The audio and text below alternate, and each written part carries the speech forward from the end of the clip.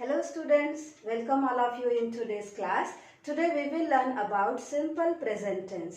अगर आपको ऐसा लगता है कि आपने कभी भी इंग्लिश ग्रामर अच्छे से नहीं पढ़ा या आपको ग्रामर आता ही नहीं है तो आपको यहीं से शुरुआत करनी है. इनफैक्ट इंग्लिश ग्रामर की शुरुआत होती है टेंस से और टेंस की शुरुआत होती है सिंपल प्रेजेंट टेंस और प्रेजेंट इंडेफिनिट टेंस से. तो चलिए आज हम टेंस की शुरुआत करेंगे सिंपल प्रेजेंट टेंस से. इनफैक्ट टेंस का मतलब होता है टाइम.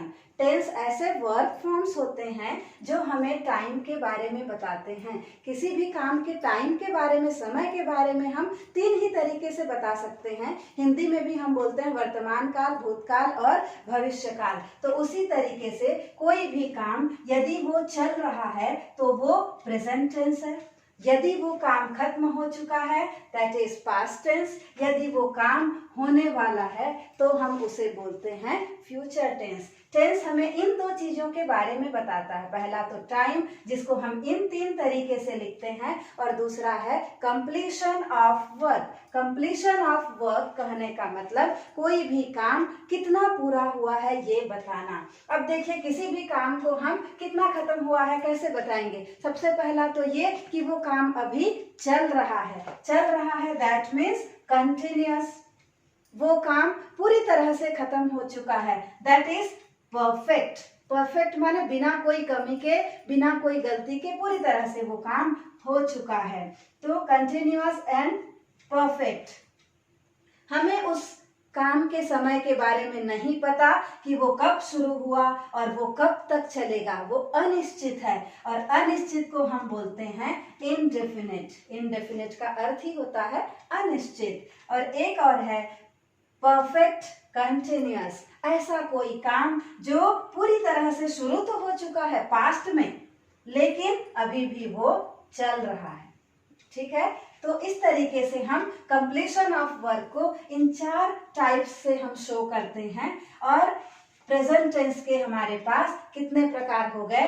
चार. The first one is present indefinite, the second one is present continuous, next is present perfect and the last one is present perfect continuous. तो इस तरीके से प्रेजेंट टेंस के चार टाइप्स हैं और पास्ट के भी यही चार फिर से होंगे. Past indefinite, past continuous, past perfect and past perfect continuous. इसी तरीके से फ्यूचर के again there will be 4 parts. अब कुल मिला के हमारे पास इंग्लिश में टेंस कितने होते हैं? 12 टेंसेस. ओके. और इनमें से आज हम सबसे पहले टेंस के बारे में पढ़ेंगे that is present indefinite tense. Okay. So let's get started with present indefinite tense. इसे हम सिंपल प्रेजेंट टेंस भी बोलते हैं लेकिन ये इतना सिंपल है नहीं. बहुत सारे ऐसे मिस्टेक्स बहुत प्रैक्टिस करने के बाद भी हो जाते हैं. सो चिल्ड्रन, अगर आप इस वीडियो को पूरा देख लेंगे तो वो बहुत सारे सेंटेंसेस जो आप पहले इंग्लिश में ट्रांसलेट नहीं कर पाते थे या फिर उन्हें गलत तरीके से ट्रांसलेट करते थे उनको आप सही सही कर पाएंगे. सिंपल प्रेजेंट टेंस कोई भी वाक्य, कोई भी काम जो हमेशा होता है, जो हमारी आदत में शामिल है. तो हमारे डेली रूटीन के सारे सेंटेंसेस जैसे मैं सुबह 6 बजे उठता हूँ, मैं 8 बजे नाश्ता करता हूँ, आपके दिन भर का पूरा रूटीन इसी टेंस में होता है. चलिए एक सिंपल सेंटेंस से हम शुरुआत करेंगे. आई प्ले क्रिकेट. मैं क्रिकेट खेलता हूँ. आपने पहले भी पढ़ा होगा कि किसी भी वाक्य के अंत में जब ता है, ती है, ते हैं या ता हूं आता है तो वो सिंपल प्रेजेंट टेंस होता है. लेकिन आज हम ये भी देखेंगे कि अगर कोई वाक्य इंग्लिश में दिया है तो हम उसे कैसे पहचानेंगे कि ये सिंपल प्रेजेंट टेंस में है. तो सेंटेंस में सबसे शुरू में क्या लिखा हुआ है? आई. और ये आई जो है ये कहलाता है सब्जेक्ट. सब्जेक्ट मतलब होता है कर्ता, काम को करने वाला. तो जो भी काम को करने वाला है वो सब्जेक्ट है या फिर जिसके बारे में कोई बात कही जाए. द मेन एजेंट और the doer of the action is called a subject. सभी टेंसेस में सामान्य वाक्य की शुरुआत हमेशा सब्जेक्ट से ही होगी. और ये सब्जेक्ट जो है ये 3 रूप में मिलता है, फर्स्ट पर्सन, सेकंड पर्सन और थर्ड पर्सन, जो आप हिंदी में उत्तम पुरुष, मध्यम पुरुष और अन्य पुरुष के नाम से जानते हैं। तो एक बार आप लोग देख लीजिए कि ये फर्स्ट पर्सन क्या है। फर्स्ट पर्सन का सिंगुलर जो है वो आई होता है। उत्तम पुरुष का एक वचन सिंगुलर में आई अर्थात मैं, प्लूरल में ये हो जाता है वी। तो फर्स्ट पर्सन क्या है, जो बोलने वाला है वो फर्स्ट पर्सन है। सेकंड पर्सन में यू सिंगुलर में भी और प्लूरल में भी यू ही होता है। सेकंड पर्सन का मतलब है सुनने वाला, लिसनर।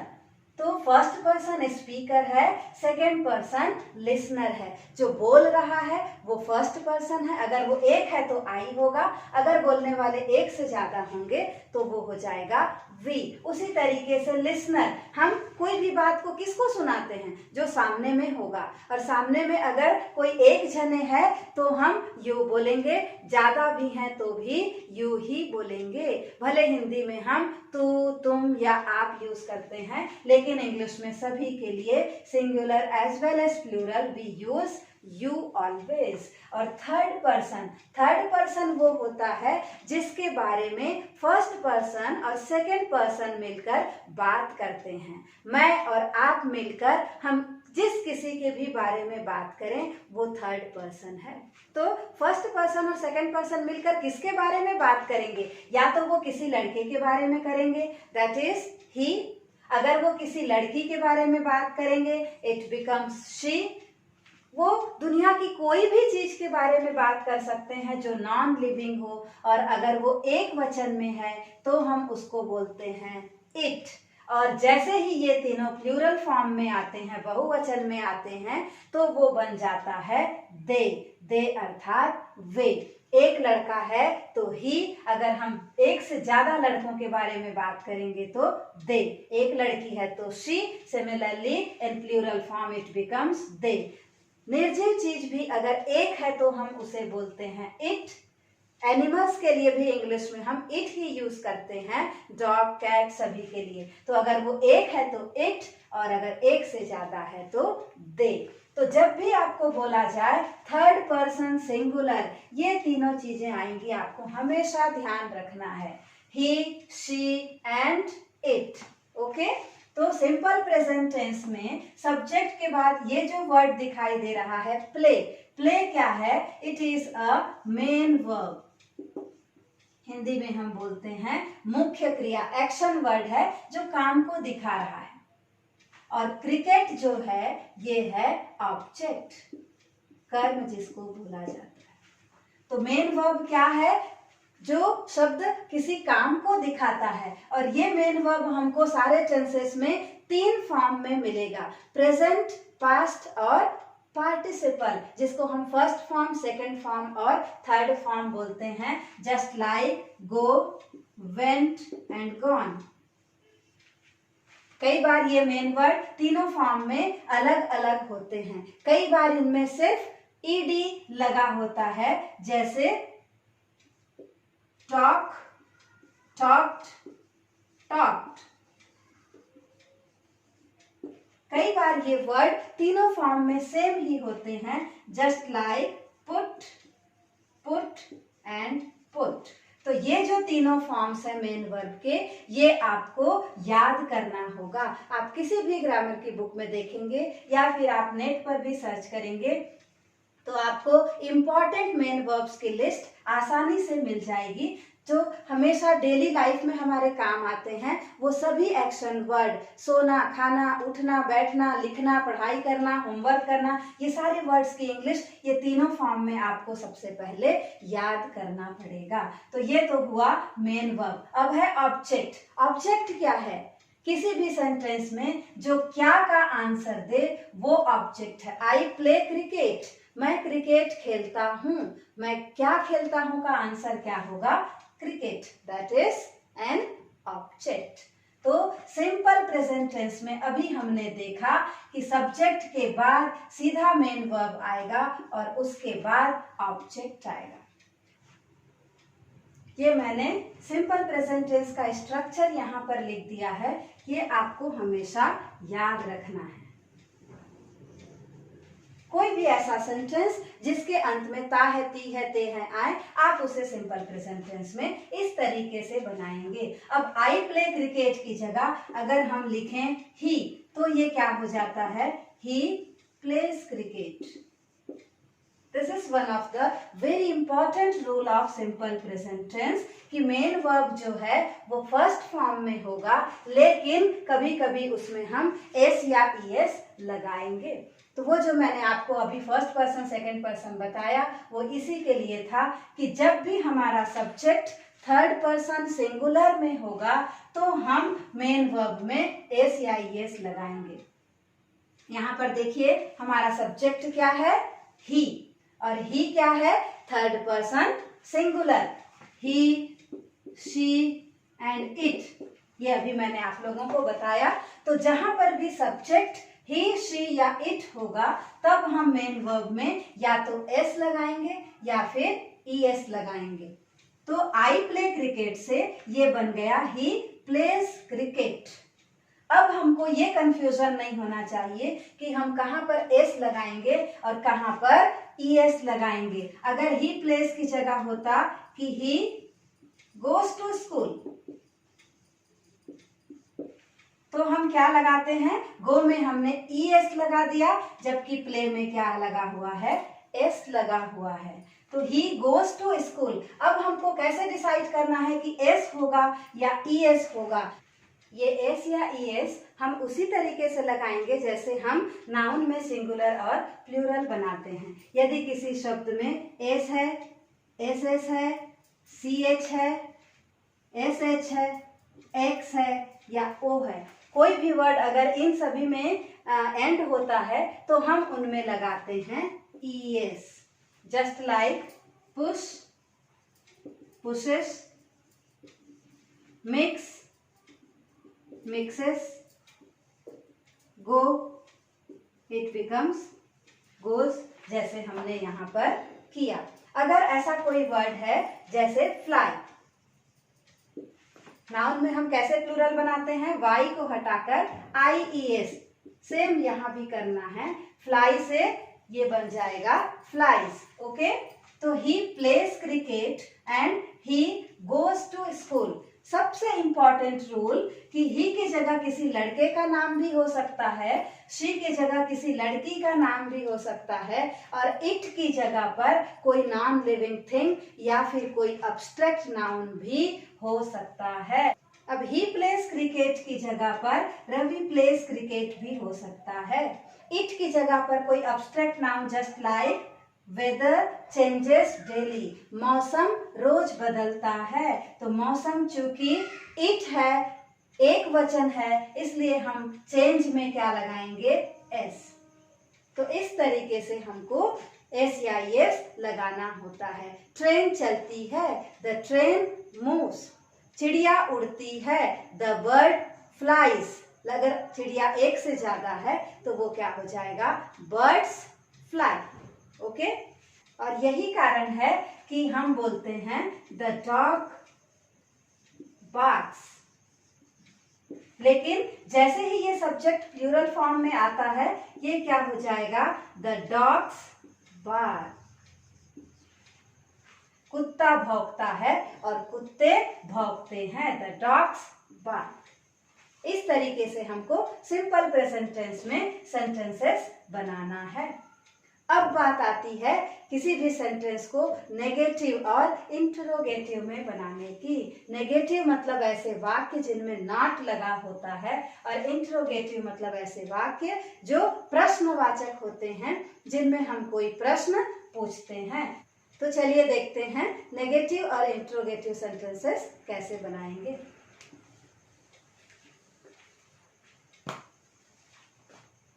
इसी सेंटेंस से हम शुरू करते हैं, आई प्ले क्रिकेट।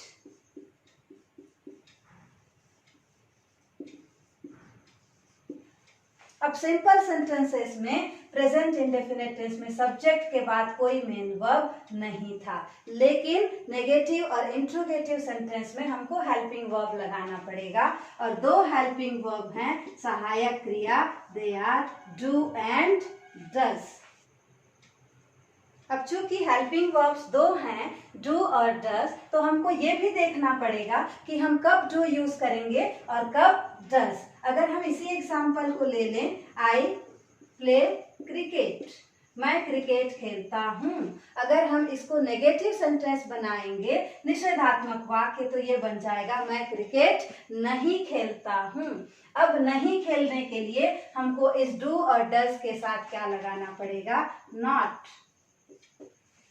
तो इंग्लिश में कभी भी हम कोई वाक्य बनाते हैं, सब्जेक्ट के बाद अगर कोई हेल्पिंग वर्ब है तो वो हेल्पिंग वर्ब आएगा सामान्य वाक्य में, और चूंकि हम नेगेटिव सेंटेंस बनाएंगे तो हम हेल्पिंग वर्ब के साथ नॉट जोड़ेंगे।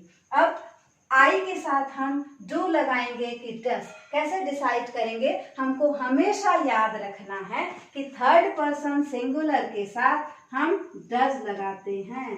थर्ड पर्सन सिंगुलर मतलब मैंने अभी आपको बताया था, ही, शी या इट, इन तीनों के साथ हम डज लगाते हैं। अब इन तीनों के अलावा क्या क्या बच गए? फर्स्ट पर्सन में था आई और वी, सेकंड पर्सन में यू, और थर्ड पर्सन सिंगुलर तो ये हो चुका है, प्लूरल में है they. That means with I, we, you and they हम कौन सा हेल्पिंग वर्ब यूज करेंगे? डू। तो आई के साथ हमको क्या यूज करना है? डू। हम नेगेटिव सेंटेंस बना रहे हैं तो डू के साथ क्या आ जाएगा? नॉट। डू नॉट को हम डोंट भी बोलते हैं। I do not play cricket, ये बन गया हमारा नेगेटिव सेंटेंस। अब इस वाक्य को जब हमको इंट्रोगेटिव सेंटेंस बनाना है तो हम क्या करते हैं? हेल्पिंग वर्ब को सब्जेक्ट से पहले ले आते हैं। तो क्या हो जाएगा? Do I play cricket.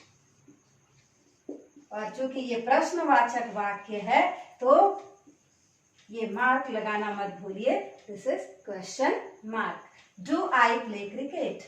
अब यही सेंटेंस आई के जगह अगर शी प्लेज क्रिकेट होता तो हम कैसे करेंगे? देखिए, शी प्लेज क्रिकेट, वह क्रिकेट खेलती है। इसका नेगेटिव अगर बनाना है तो हम कैसे लिखेंगे? शी, ही, शी, इट के साथ क्या लगाना है? Does. She does not play cricket. अब एक बात आपको ध्यान रखना है, चूंकि सब्जेक्ट शी है तो क्या हम मेन वर्ब के साथ एस लगाएंगे? बिल्कुल भी नहीं लगाएंगे। जब भी हम सेंटेंस को नेगेटिव या इंट्रोगेटिव बनाते हैं, मेन वर्ब का एस और एस हट जाता है। तो चाहे आप डू लगाएं, डू के साथ तो लगना ही नहीं, आई वी यू दे है, लेकिन जहां पर आप डज लगाएंगे वहां मेन वर्ब का एस जो है वो हट जाएगा, एस नहीं आएगा। तो she does not play cricket, वह क्रिकेट नहीं खेलती। अब इंट्रोगेटिव प्रश्नवाचक, क्या वह क्रिकेट खेलती है? फिर से हम क्या करेंगे? जब भी हम किसी वाक्य को प्रश्नवाचक बनाते हैं, हेल्पिंग वर्ब को हम सेंटेंस से पहले ले आते हैं। तो अब सेंटेंस कहां से शुरू हो जाएगा? Does she play cricket, and at last the question mark, क्या वह क्रिकेट खेलती है? इस तरीके से आपको नेगेटिव और इंट्रोगेटिव सेंटेंसेस बनाना है। ओके, चलिए इसी सिंपल एग्जांपल से समझने की कोशिश करते हैं कि हम एस या ईएस का यूज कैसे करते हैं। I play cricket, we play cricket, you play cricket. लेकिन जैसे ही हमारा सब्जेक्ट थर्ड पर्सन सिंगुलर होगा, that is he, she and it, play में क्या लग जाएगा? S. He plays cricket, she plays cricket and it plays cricket। लेकिन जब he, she, it का प्लूरल फॉर्म आता है, दैट इज दे, दे के साथ फिर से हम मेन वर्ब में एस या एस नहीं लगाते हैं। ये क्या हो जाता है? They play cricket. यही सेंटेंस अगर हम नेगेटिव में बनाएंगे तो आई वी यू के साथ क्या हो जाएगा? Do not. I do not play cricket, we do not play cricket and you do not play cricket। लेकिन ही शी, इट के साथ क्या हो जाएगा, does not play cricket. He she third person singular subjects हैं, इसलिए हम डू के प्लेस में अब क्या यूज करेंगे, does. And second important thing is that जब भी हम डज का यूज करेंगे मेन वर्ब का एस फिर से हटा दिया जाएगा। अब सब्जेक्ट जब प्लूरल में होगा दे के साथ फिर से हमको क्या ही लगाना है, डू नॉट। तो हमेशा याद रखिए मेन वर्ब में एस या ईएस हम सिर्फ तभी लगाते हैं जब हमारे सब्जेक्ट्स थर्ड पर्सन सिंगुलर में होते हैं, और वो भी सिर्फ सिंपल सेंटेंसेस में। नेगेटिव इंट्रोगेटिव में फिर से हमने हटा दिया। रूल्स आपको ऐसे ही याद रखना है कि सबसे पहले आई प्ले क्रिकेट अगर हम लिखते हैं तो क्या लिखेंगे, सबसे पहले सब्जेक्ट आएगा, सब्जेक्ट के बाद मेन वर्ब फर्स्ट फॉर्म में आएगा, और इस मेन वर्ब में हम कभी कभी एस या ईएस भी लगाते हैं जब हमारा सब्जेक्ट थर्ड पर्सन सिंगुलर होगा। तो हम सिंपल सेंटेंसेस में, असर्टिव सेंटेंस में हम सब्जेक्ट अगर थर्ड पर्सन सिंगुलर है तो मेन वर्ब में एस या ईएस लगाएंगे, जस्ट लाइक ही प्लेज क्रिकेट हमने बनाया था। उसके बाद जो ऑब्जेक्ट है उसको हमको लिखना है। इस तरीके से किसी भी सेंटेंस को हम सिंपल प्रेजेंट टेंस में ट्रांसलेट कर सकते हैं अगर उस वाक्य के अंत में ता है, ती है, ते हैं या ते हो आता है। अब चलिए देखते हैं प्रेजेंट इंडेफिनिट टेंस को हम कहाँ कहाँ पर यूज करते हैं। अगर कोई सेंटेंस इंग्लिश में ही दिया है तो हम कैसे आइडेंटिफाई करेंगे कि ये सिंपल प्रेजेंट टेंस है। तो सिंपल प्रेजेंट टेंस को हम कब यूज करते हैं, टू डिनोट हैबिचुअल एक्शन। कोई भी जो रोज होने वाला काम है, हमारे आदत का काम है, उसको हम लिखते हैं सिंपल प्रेजेंट टेंस में, just like he gets up early every day. वह रोज सुबह जल्दी उठ जाता है। मैं रोज बस से स्कूल जाता हूँ। It generally rains during this season. इस ऋतु में सामान्यतः पानी गिरता है। तो ये हैबिचुअल एक्शन है, जो काम हमारी आदत में शामिल है या जो रोज होते हैं। अब देखिए कि वह रोज उठ जाता है जल्दी, कब से उठना शुरू किया, कब तक उठेगा नहीं मालूम, इसीलिए हम इसको बोलते हैं indefinite present indefinite tense. Okay, तो इस सेंटेंस को अगर आप नेगेटिव बनाना चाहेंगे, देखिए सब्जेक्ट ही है, सबसे पहले सेंटेंस सब्जेक्ट से शुरू हो रहा है ही, उसके बाद main verb that is gets up, get में एस लगा है, क्यों, क्योंकि हमारा सब्जेक्ट जो है वो ही है, और ही क्या है, थर्ड पर्सन सिंगुलर। अब उसके बाद early every day, adverbial phrase of time. तो हमको दो ही चीजों का ध्यान रखना है, हेल्पिंग वर्ब और मेन वर्ब। क्योंकि सामान्य वाक्य में हेल्पिंग वर्ब नहीं है तो मेन वर्ब फर्स्ट फॉर्म में होगा गेट, और उसमें एस या एस लगा होगा। इसको अगर हम नेगेटिव सेंटेंस बनाएंगे कैसे करेंगे, ही के साथ हम डू लगाएंगे या डज, ही शी इट के साथ हम लगाते हैं डज, तो ही डज नॉट। अब चूंकि हमने डज नॉट कर दिया तो ये एस जो है वो हट जाएगा, क्या हो जाएगा, he does not gate up early every day. इस तरीके से आपको नेगेटिव सेंटेंस बनाना है। इंट्रोगेटिव में यही क्या हो जाएगा, does he get up early every day, और लास्ट में question mark. It generally rains during this season. तो इस सीजन में सामान्यतः पानी गिरता है, जनरली। एवरी डे, किसी भी वाक्य में अगर ऐसे शब्द आते हैं तो आपको समझ जाना है कि ये सिंपल प्रेजेंट टेंस है। Words like every day, always, मैं रोज ये काम करता हूं, हमेशा करता हूं, समटाइम्स,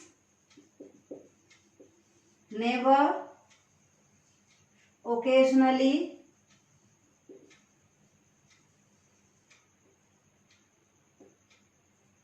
ये सारे वर्ड्स आपको दिखाई दें तो वो सिंपल प्रेजेंट है, आपको समझ जाना है। मैं रोज मॉर्निंग वॉक पे जाता हूँ। मैं हमेशा मॉर्निंग वॉक पे जाता हूँ। मैं कभी कभी मॉर्निंग वॉक के लिए जाता हूँ। मैं मॉर्निंग वॉक में कभी भी नहीं जाता।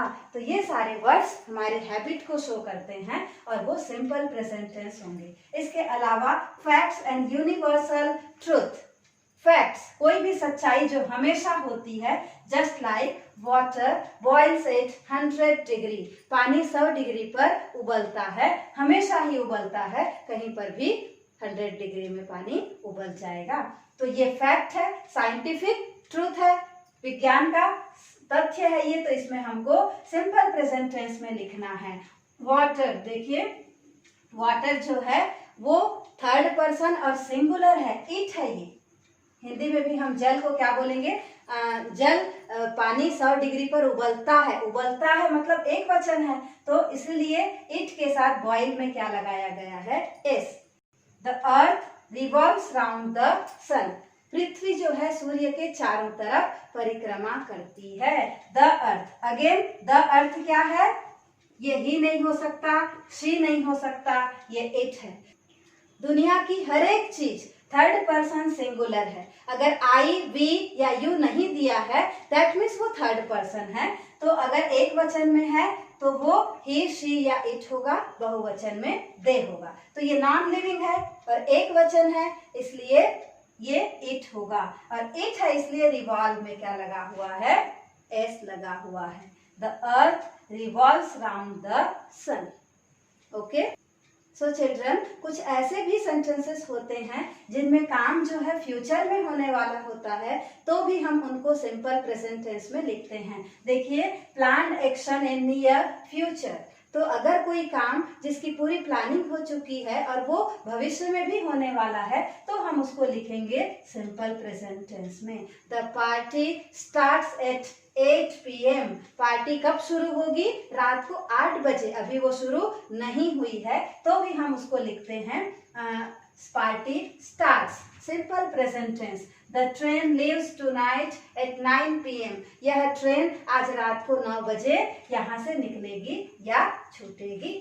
टीवी में, न्यूज़ में आपने देखा होगा या न्यूज़पेपर में कि कोई भी जो इंसिडेंट है जो होने वाला है, वो हम सिंपल प्रेजेंट टेंस में लिखते हैं। The prime minister visits Australia tomorrow. प्रधानमंत्री कल ऑस्ट्रेलिया जाने वाले हैं या जा रहे हैं। चूंकि काम अभी हुआ नहीं है, भविष्य में होगा, तो भी हम उसको सिंपल प्रेजेंट टेंस में लिखते हैं।